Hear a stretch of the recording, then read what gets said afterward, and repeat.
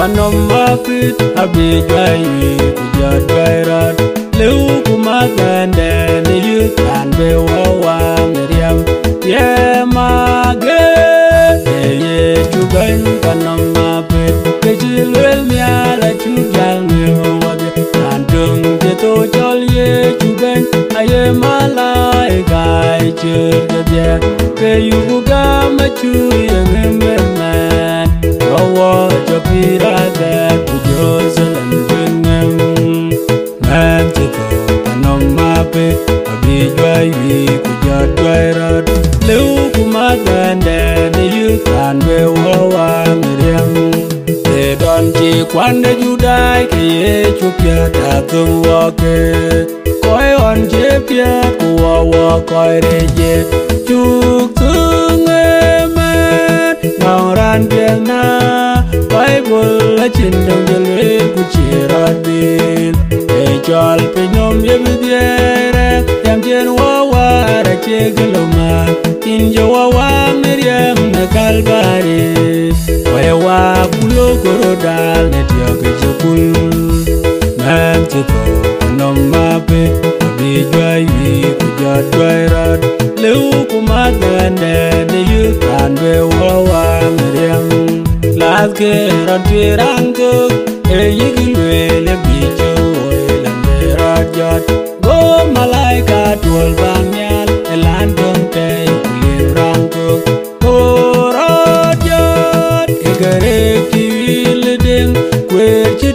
kabi wate wade rantong ye to yere jaliu wabiti ye kwere golde kwa gutie mageria unke merier bi waya pirate mantiko panom mapit abijai kujat bairat leu kumakande ne yutan be wawa meriam meje pinam kamyal en ke chang meje tang waye koba leu kumyal nyungen te ken wayen gam kumyal eti boya jengdin ritomyal kumalai kai jengni aje ngalweli cherubim kenise rapim ande matin baju ya durwarke ye koba chodye deke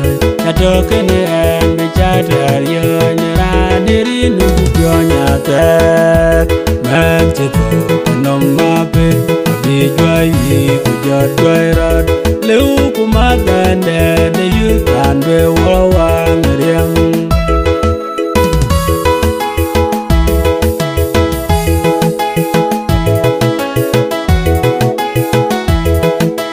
ye jubanye gumne wak Yete ne tie magir Herod gamete kerongne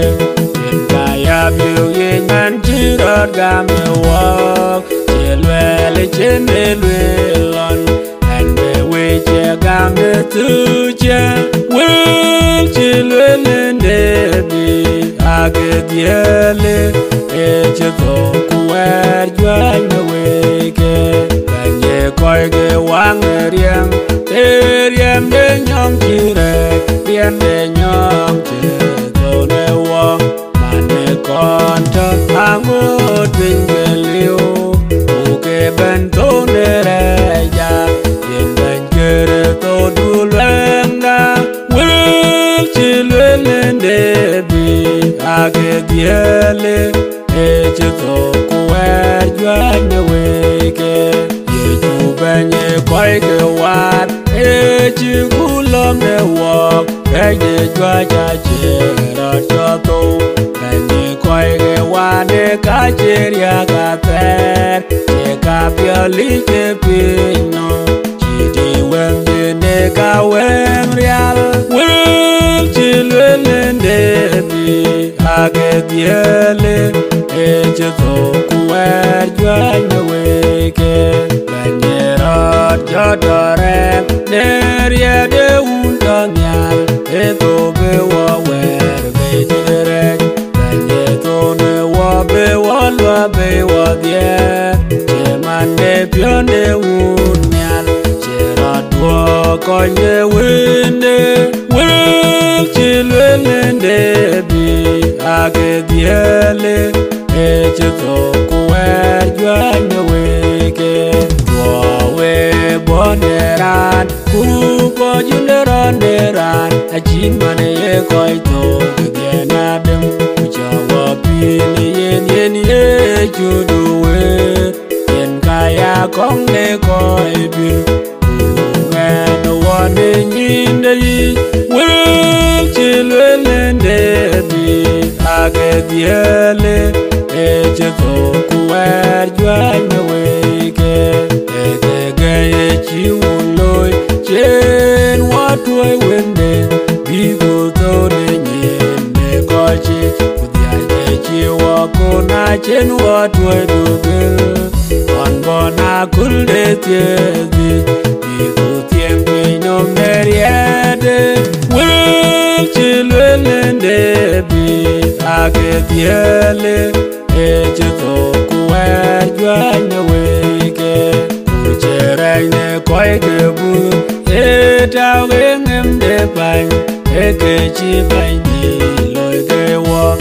Echi koi jai on kuka chi nyale chao Me ya dulung de kulbo Eke rie chok tuom de pinyom Will chilwelende bi Age diele Eche toku jwanye weke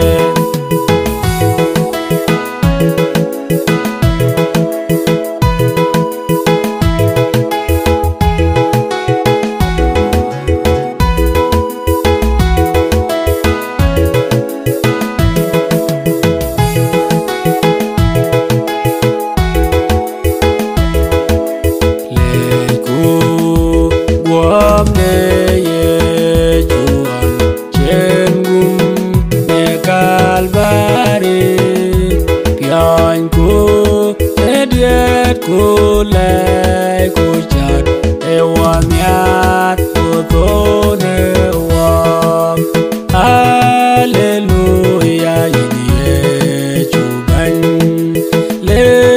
chuban yirwa awadye Hallelujah yiniye chuban Le kundatye kurier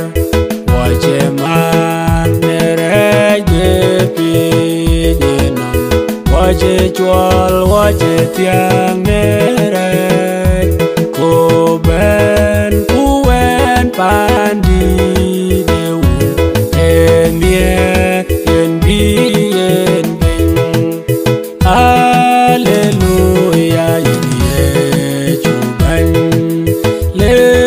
chuban yirwa awadye Hallelujah yiniye chuban Le kundatye kurier Jal kuduk nelenye mialimam Yon kumit kupiot Eida ibenachi mialiwoy Yeyeyek yelej woyen Hallelujah yiniye chuban Le chuban yirwa awadye Hallelujah yiniye chuban Le kundatye kurier Jabogum arene pinyenom Kewa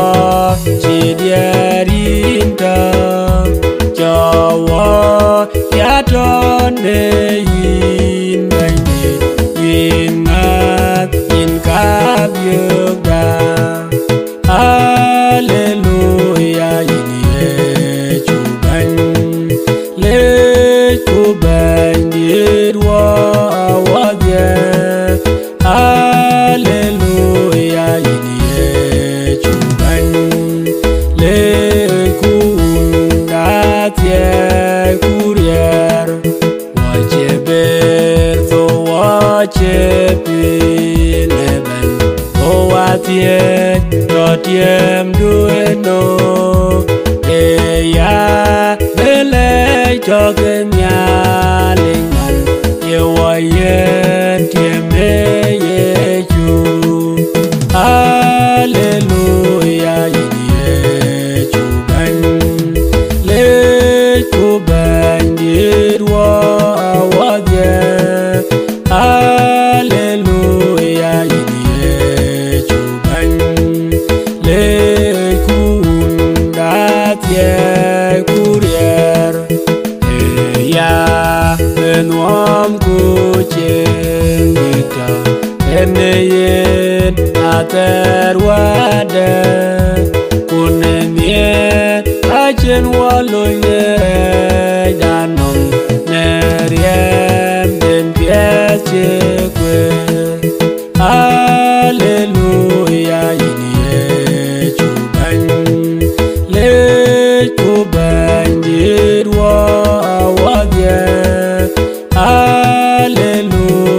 Giêsu ban lễ của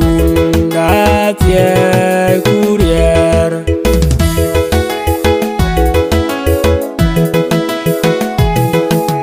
mong của ban đi Giêsu man jagumen yam de pire querbe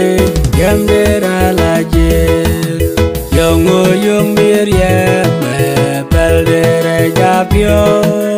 wom chen gumayi nen pirata kutie te yeriam wa pio de chwal ne chu chatan dio na wande kanerio de pio changu miete yen wa miete wa cheni ne go biese wa ke yam de kwene wa kwel wa banye mietu pio kwa ayeda yene ke yarieda bui pio yaloi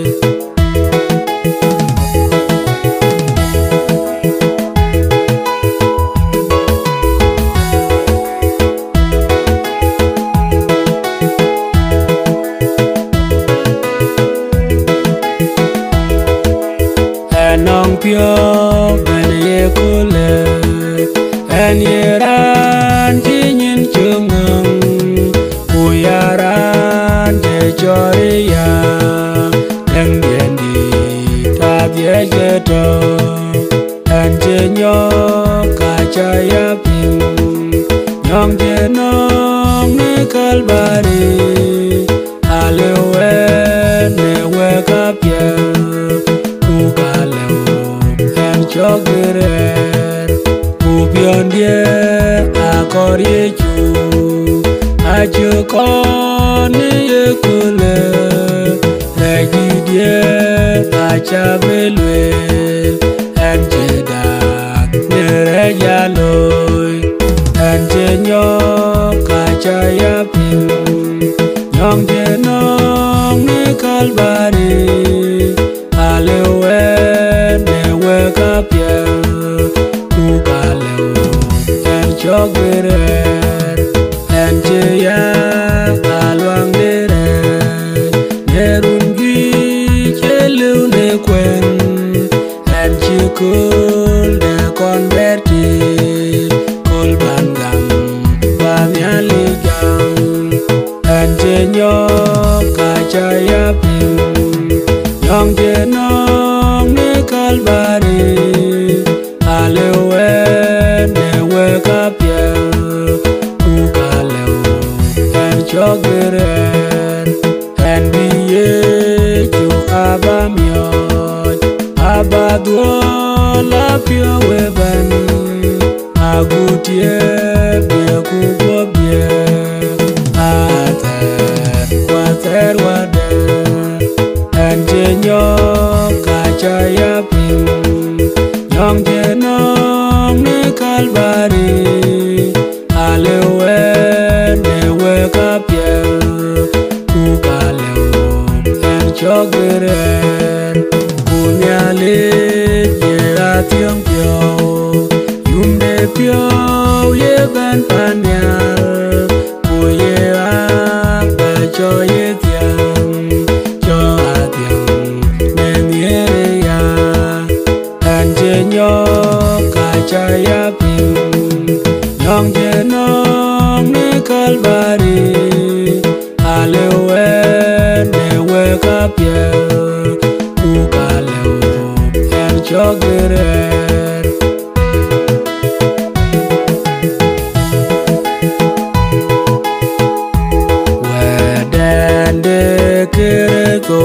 chen wawat aye wawa nim che aye watonde bandanyot agute beren ban wabden che wonne indai ayo kulumbu jam negam ye chinde pikwewa agute beren ban wabden chen gumne kalbari kurian che kwenewa anyurwa pione piukabye agute beren ben wedi don chene benginien udung ben berdupin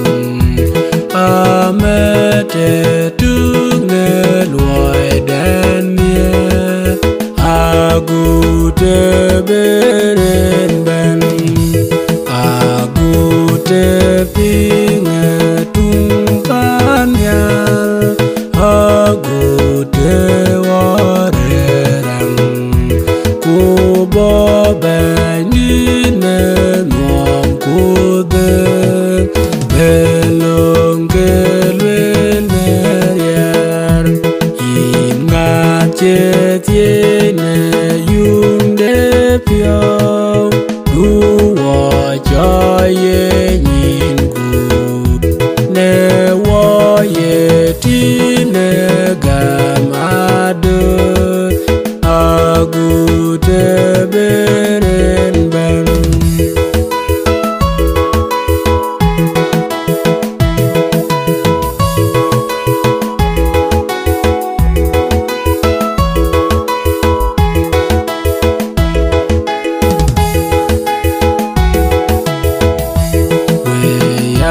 ke pionyen kendo weda ken ben la ke lawoy ke dyunde agede kurang chakelaylo cherke tombe betungon jenok chakelaylo cherke tombe woke beria pir weya ke pionyen welda kulda eben echen piule laun we kujwale lawin chakelaylo cherke tombe betungon jenok chakelaylo cherke tombe woke beria pir weya ke pionyen yempie de kwetu wede koje jal gwatu kutuom chinde chakelaylo cherke tombe betungon jenok chakelaylo cherke tombe woke beria pir weya ke pionyen rane bene palmioy kela jige to wer ko chela jige pir chakelaylo cherke tombe betungon jenok chakelaylo cherke tombe woke beria pir weya ke pionyen ne nyong dit ne chenok aje jal tiam yen to ku ke ber po ye pir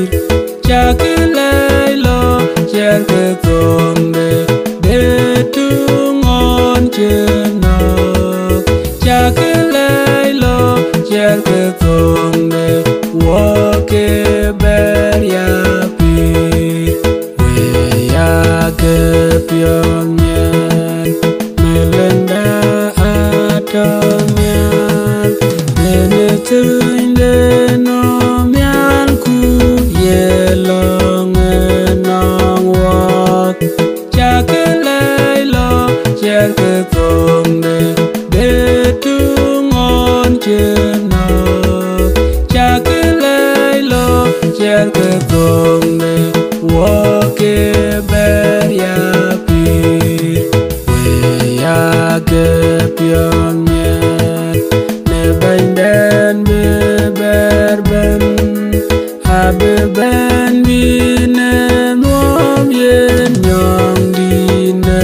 chena chakilai lo cher ke tonde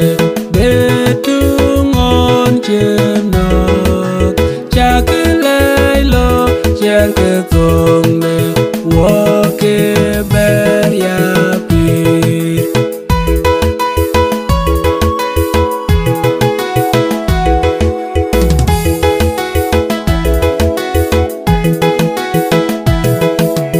Yale chano riedit unde ko chedie Yale che ko chakte cheke nyal kupin Piange nyali lege no mapiet Ewo myo yewende bewo luo wadye Yechu kerezo wende bone nyali on Tunye wantunde mende ko chedie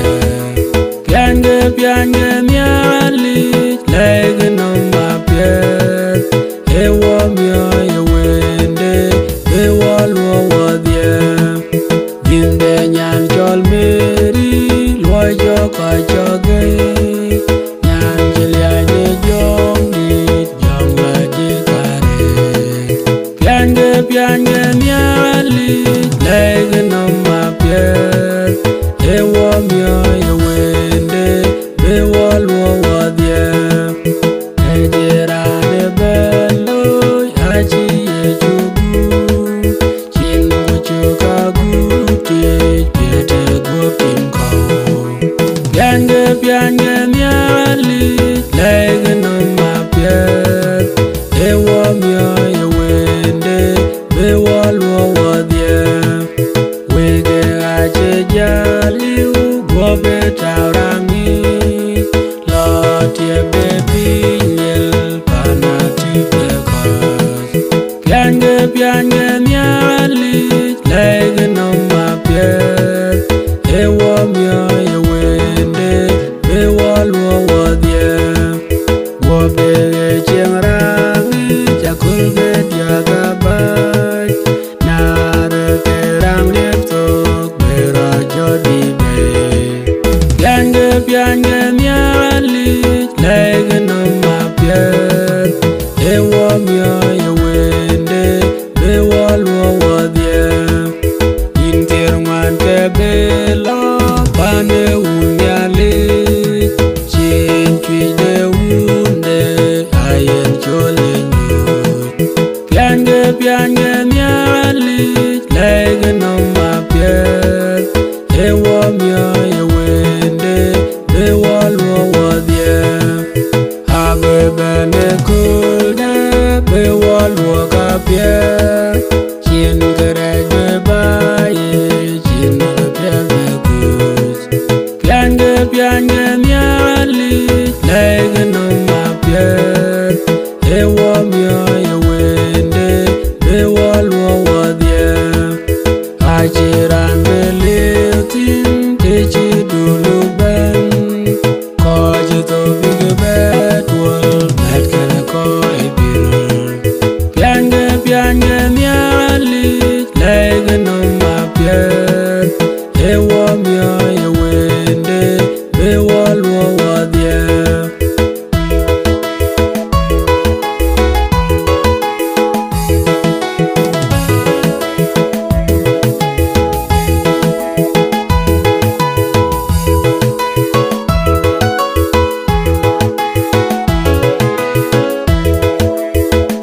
Chuganya je jam de ton bento buwa benwar Ojal kene ko joike leke Jerusalem belwai de tiem laloy Kerdo era jod me jongin gut Uberiade banyaranywan Ayo waje bir you Ego tiam be jongin gut Era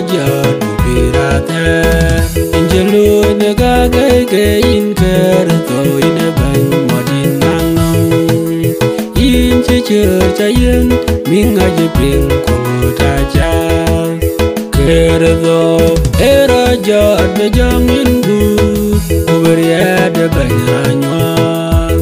ayo waje bir yo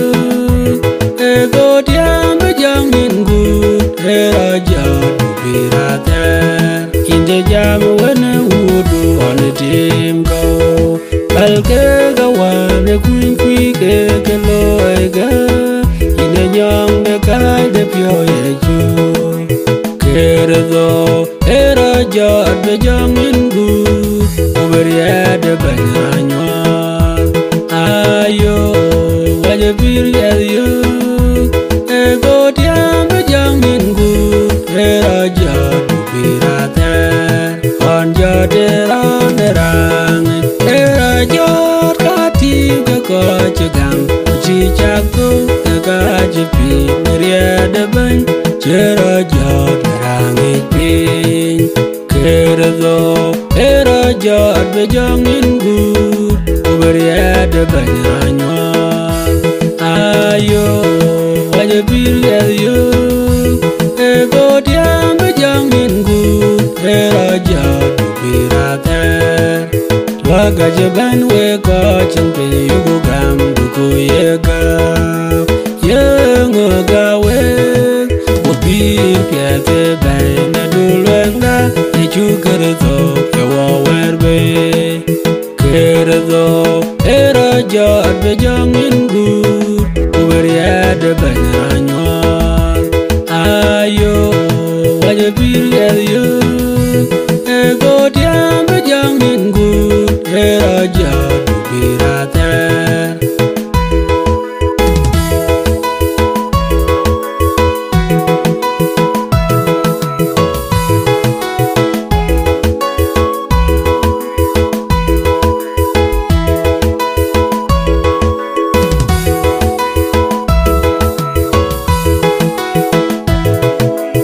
ye dulwenga gayin chite yeju ye yama ngayin gai chite ye leke wanden panyal kene bande di peino betone kalbari kat kelaide kat kelaide kat kelaide banda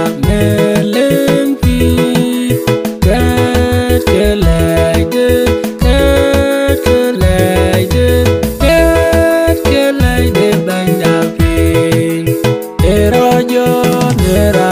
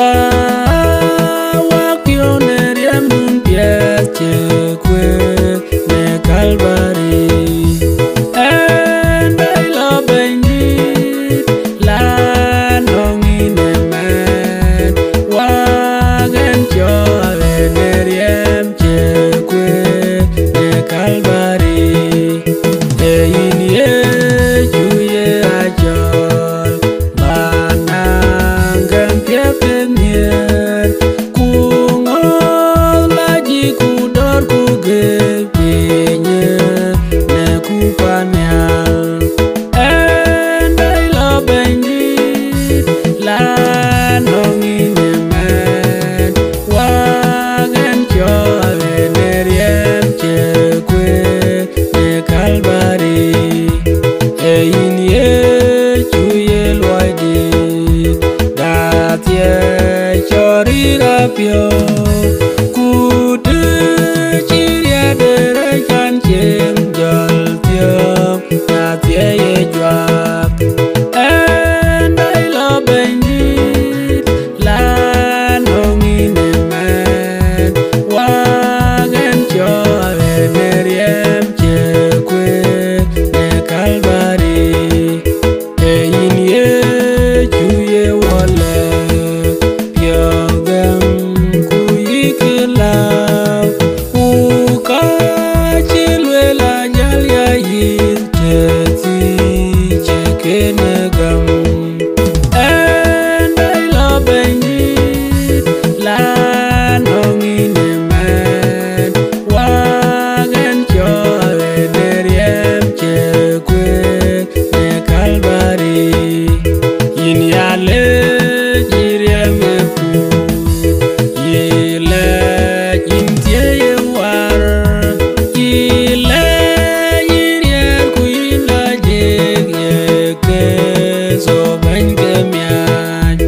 and I love you la nongi ne man wagen cho ne riem che kwe ne Calvary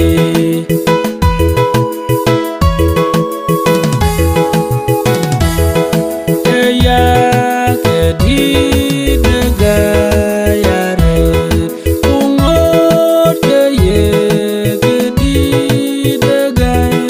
ke wende nyali ben panyal ke to be men si den be kon kwangot ke nye lan ye yen ye ebe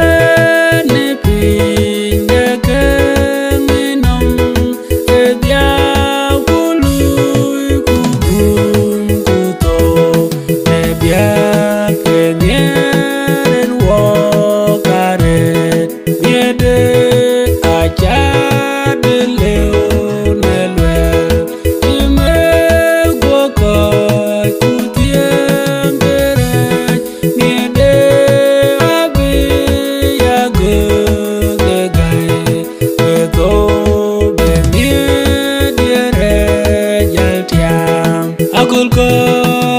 ta kan die maget ku ko manyin ku sambati yare kenon ku gol de kwa ku ye chwe piane bia ge kuna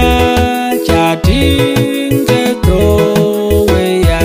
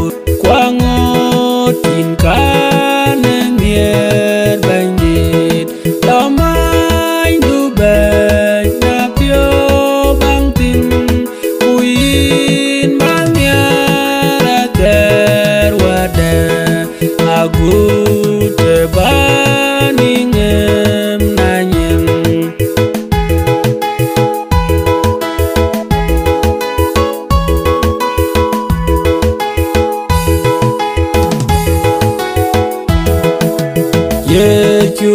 erad jane yekule, hallelujah.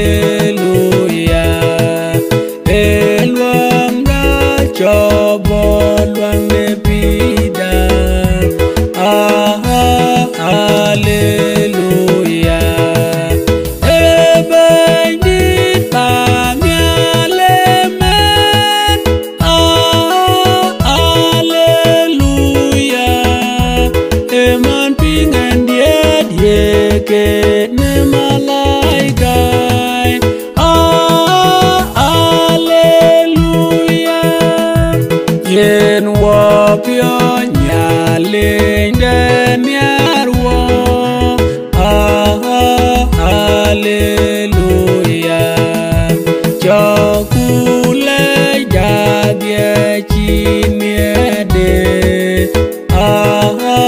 hallelujah ya kile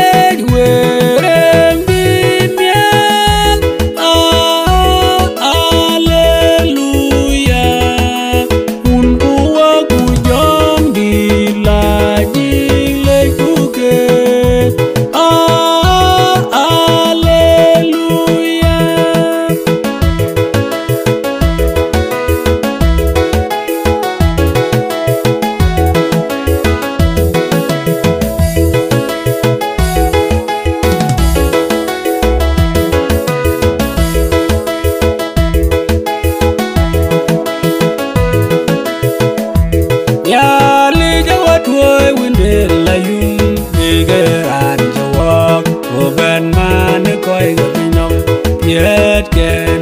Mager ko ubera jane kul dialer pandaun ande baya jeta nerange pini nin gedia ubera jane chwete chelwel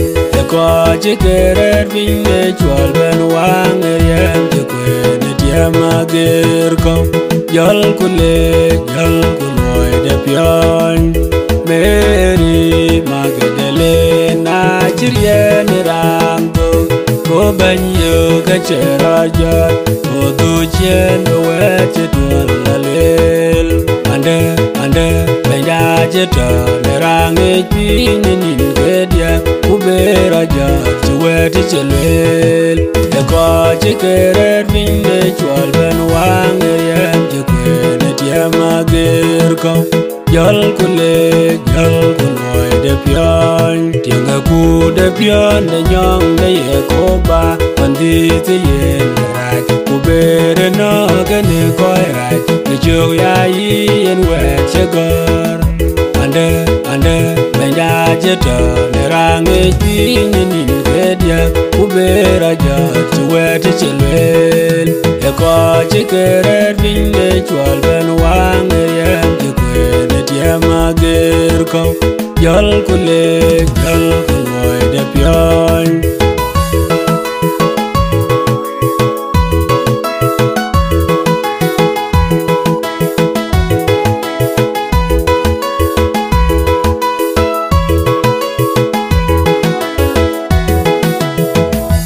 jot kutie mager de ye chunya ware mi tie mager de jot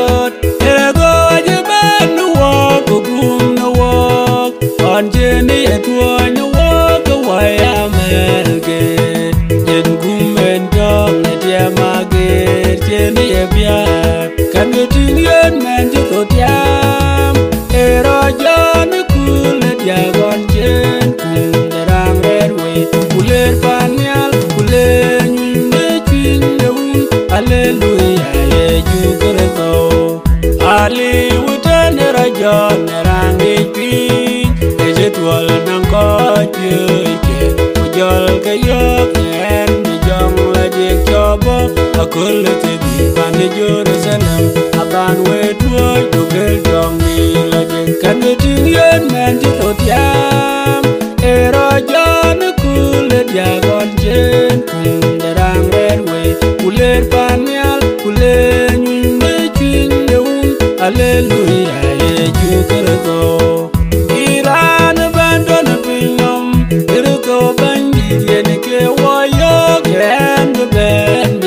The cool chen, which ever one the tune of Benam John de la Jacabere away, the chalon ya the way I go away. Can you think your man to Totiam? Era John the cool at Yagon chen, the rang red way, Puller Panyal, Puller in the chin the wound, hallelujah, you could go.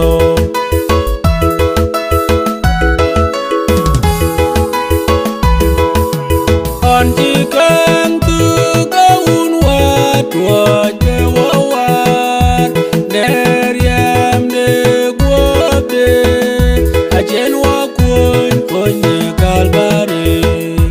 Perkele werang de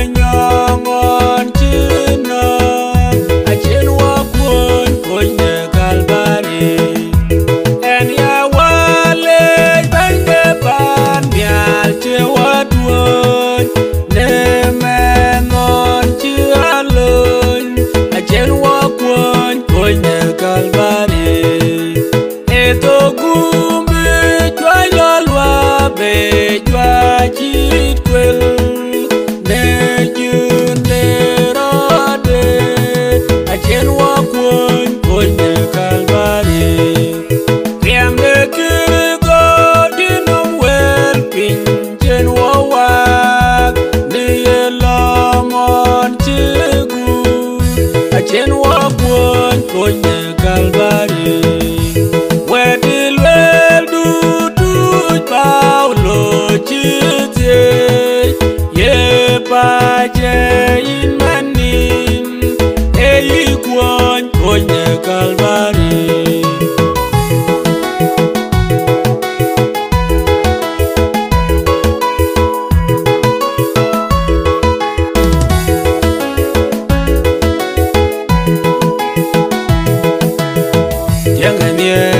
Linda, chen wa tuoi wan tung de bugum bugo me kare kwa wadye ye chuera chuga no wa to wajara me kul de dia juwe chilel liam de kere to chkwete de Calvary a chen wa wa abigam na wa kupele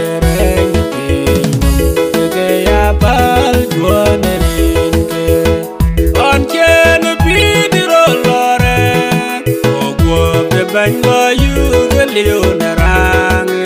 ko jake gini man jundero de bandida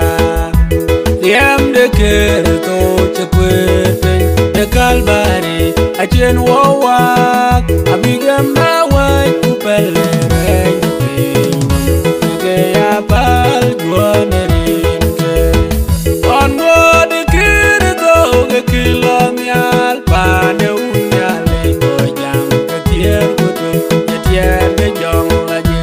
Jerusalem with ya, Ogutu Chani Kemidia Gare, Yam de Kereto, Chakwete, the Calvary, a chen wawa, a bigam na white kupele, and the pain, the Gaya Pal, Guanerin, Young D. Linda, until to a warm Jerusalem, again, the pure way. I better go walk a good jet to the Pinwada. The am the Kereto, Chakwete, the Calvary, a chen wo walk, a bigam na white kupele, and the pain, the Gaya Pal, Guanerin.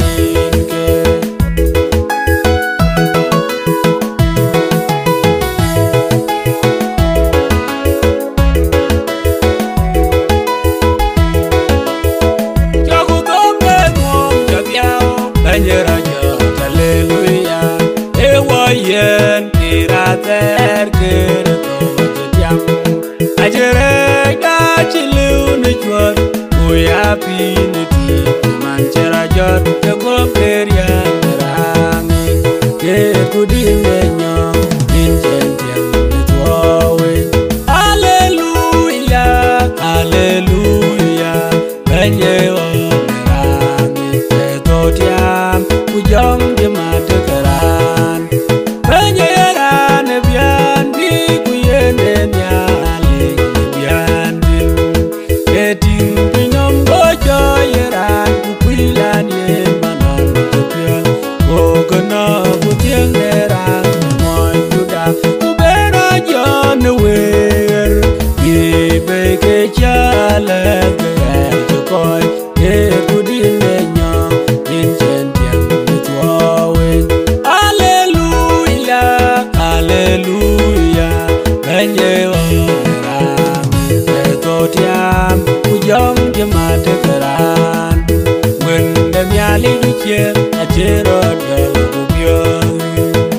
One mother kerto acheber pine kole ajigating ganyin ge judai manchero jonerang tietong ne bi Jerusalem jorban ke kudine nyo injentiam netwawe hallelujah hallelujah benye onerang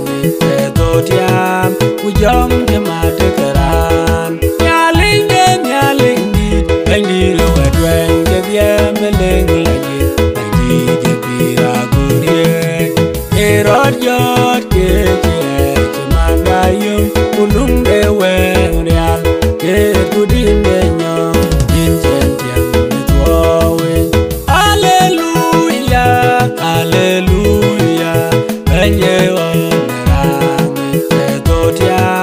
Ujong di mate keran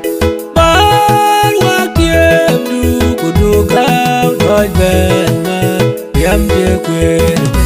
Bain dila Abi wawak waneyin Bupira kwela yo Paradiso pancha konye ber Chole talut kaya kudine nyo Inchen piang bitwawe Hallelujah, Hallelujah Benye wamerami Etotiam Ujong jemate keran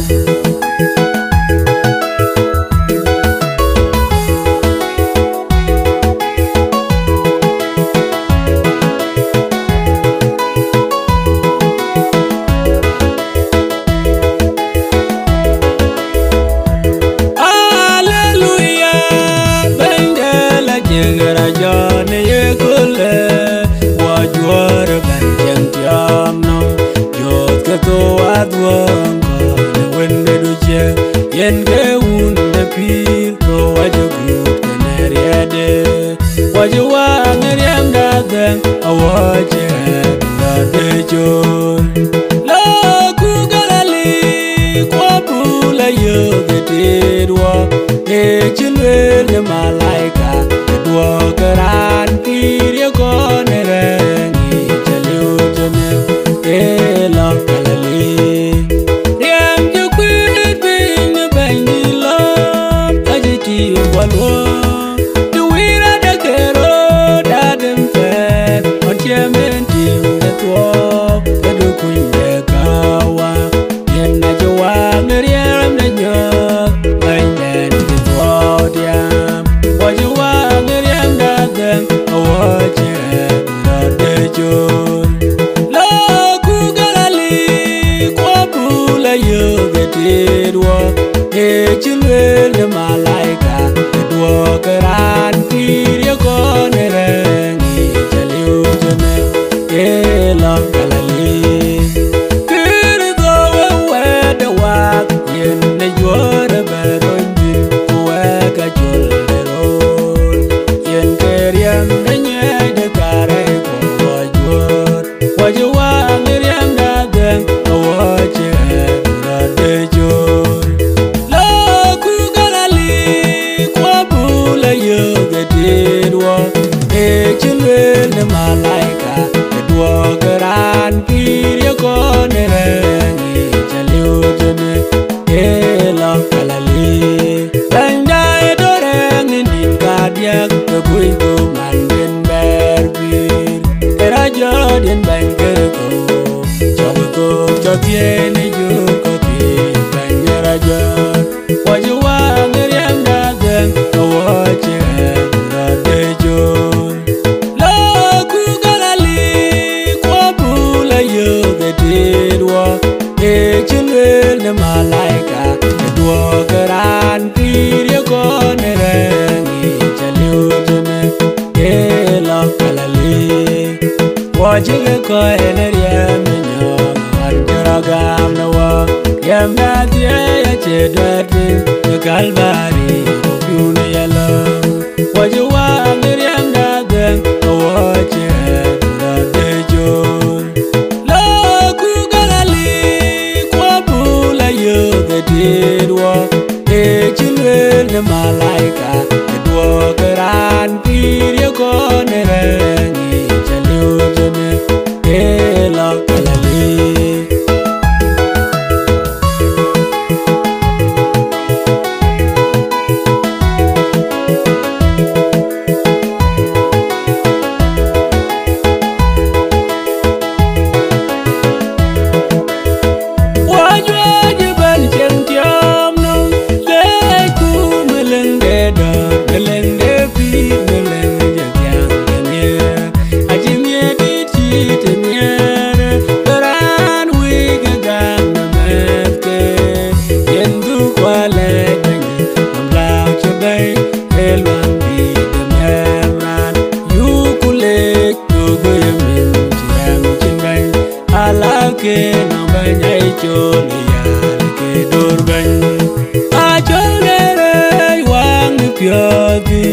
yo de chi duriet ke dia de kunyere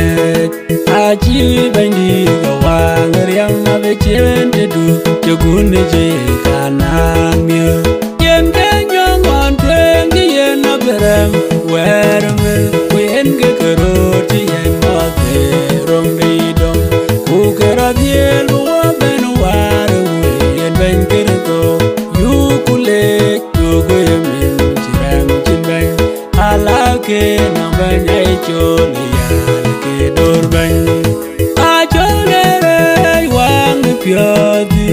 Yodi chi duriet ke diadi kunyeret achi bandi ga wangriam ma be chen de du jogun je kanamyo waji wangriam chukwer go ga chere mgalai area ma de jawan tundi nyale riem pie de nyoge la riem panum da pet pin de ko ye ko achi bandi adim ga ko la ro de golgota yukule dogo yemin chiram chinban alake no ben ay chole ya ke dorban a chole re wang pyodi yodi chi duriet ke diati kunyeret achi bandi ga wang riam ma be chen te du jogun je kanang myo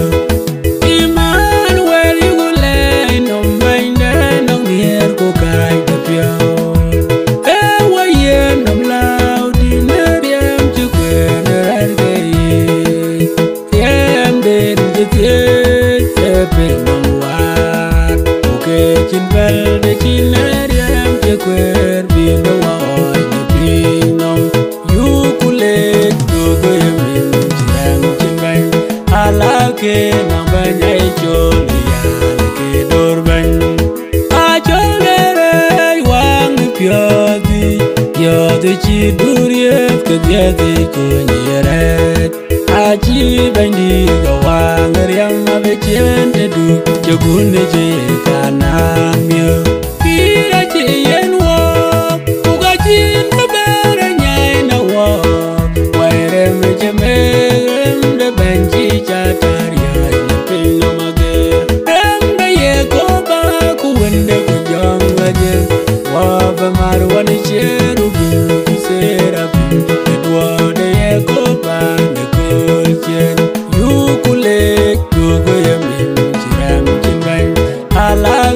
na ben ay chole ya ke dorban a chole re wang pyodi yodi chi duriet ke diadi kunyeret achi bandi ga wang riam ma be chen de du jogun je kanamyo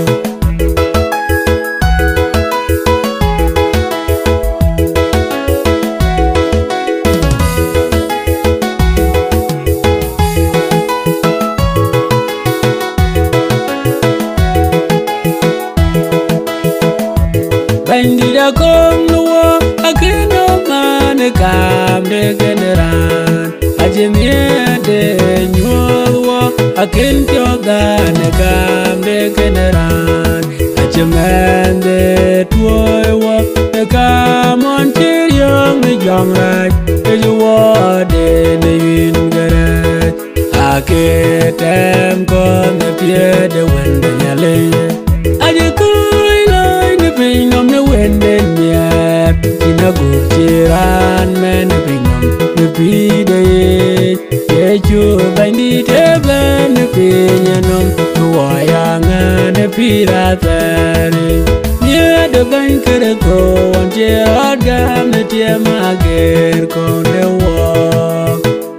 ne re de jwa juo kwenbe de byung de bang bare ke pye de jam da duom chuo do nurul de rwe aje kui loy ne pinom ne wende nyep inago chiran men pinom ne pide yechu bandi tebe ne pinyenom wayanga ne piratare kirito we wanyar wabye akira o ne miede en kaya byok ye tira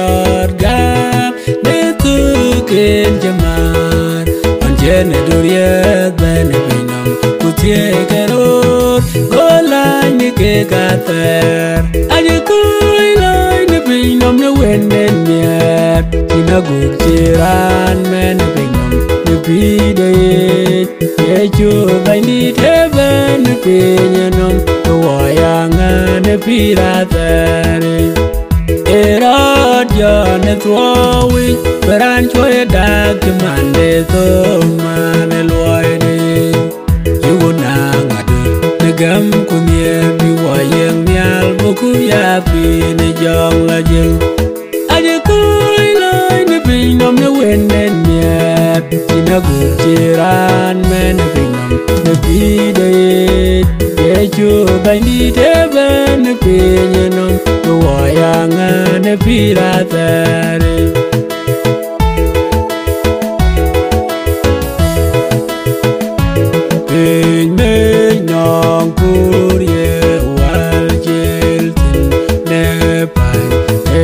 bandit bandit ebinye piete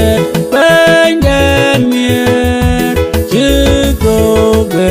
wajal wawadya wam den chen gum ne wabu pyo achu keleone ni kulwel jagamku ekida yeno ku gwom jengum eto be wachobel nere eto be waya joglaje be waya leune lopanyal wawaneriem den mier ajin piaz yu kuyuk chidien ye chua dere daleonegem ajin de ye wa leonelip tong toy de parnyaler watin ya nyane ne digo kuka buber ya nyare ya kuyu kuryam den war wagam kuyu kulwai de zemne lwai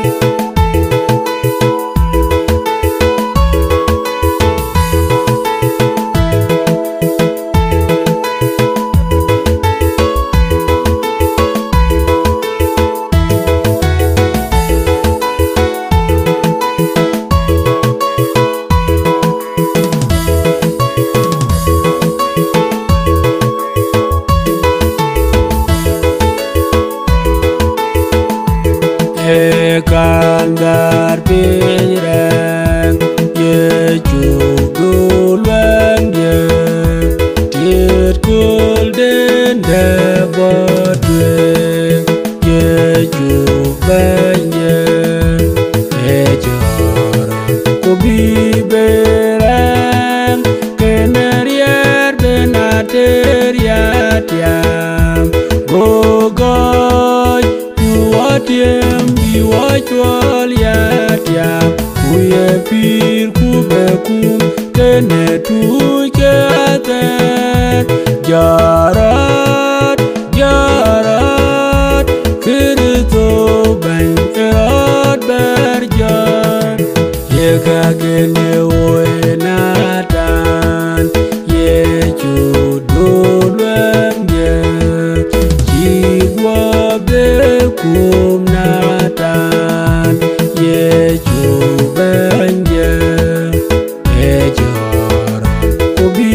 bereng kenerier benater yatiam gogoy yuatiem biwachwal yatiam kuye pir kubekum kene tuke ater jarat jarat kirito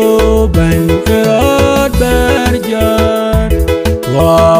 Yellow bedwood, ye chudo dwenge, kunde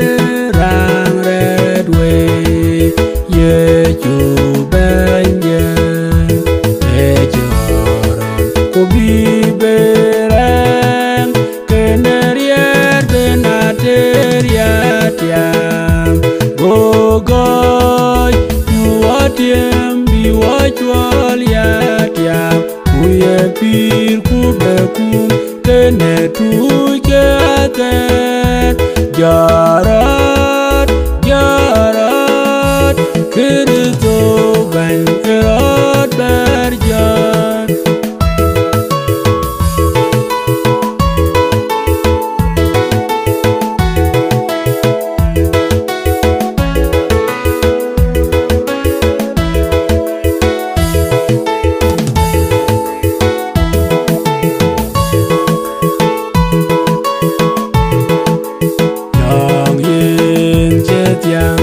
Neriem cekwe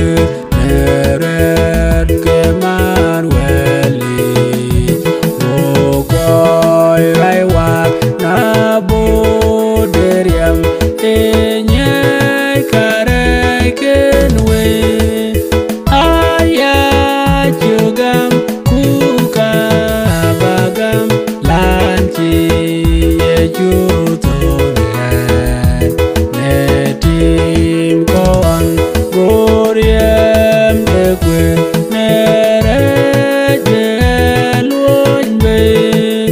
lerwen tole pyo yu bedat ne yin tina kulke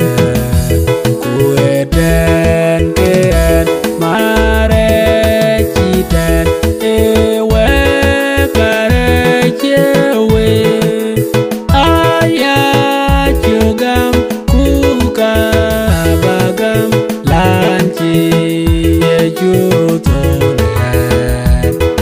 Netim koan goriem de kwe nere jeluon be Nyong bien wanto bien dun lajar chirie de kon yamat Ebe ne luang de mia le luo chire kon beloy aya jugam kuka bagam lanci yejuton netim kon goriem de kwe nere jeluon be negam anchawanga guting Yetiam nelam dunduk Wedun denye yen ya kulkul Yan mong aguton ye Aya jugam kuka bagam Lanci yejuton Netim koan goriem kwe nere jeluon be Neban kuriu bandin layu Yake nerier bikoy Tebe neliem ngol du jerok Yada jemi mireng Aya jugam kuka bagam lanci yejuton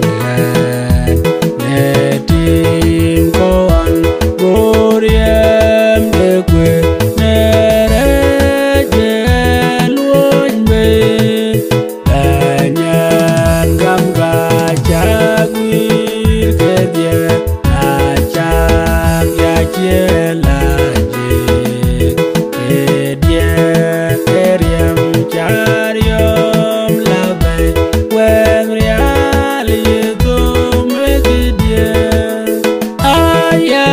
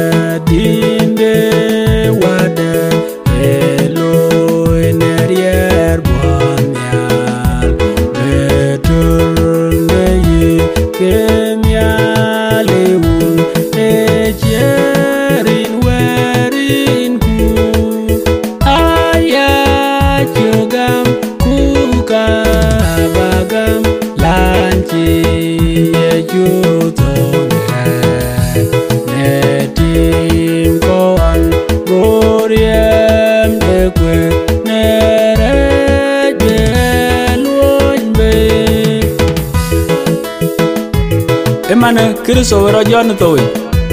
e ya kong ne ko enin to we bon ran ku ber ju rot ben ran a chin mane ko to ga dia na dem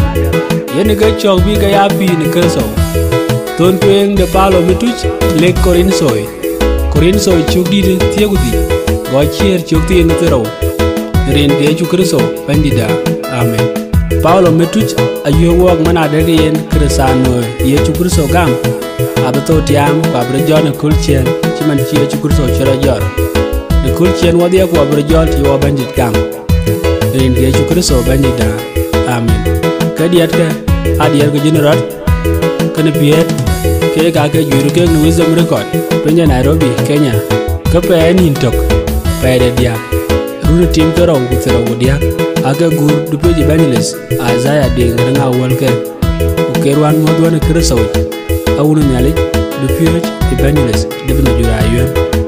Kristo ra jot ni era jot hallelujah happy Easter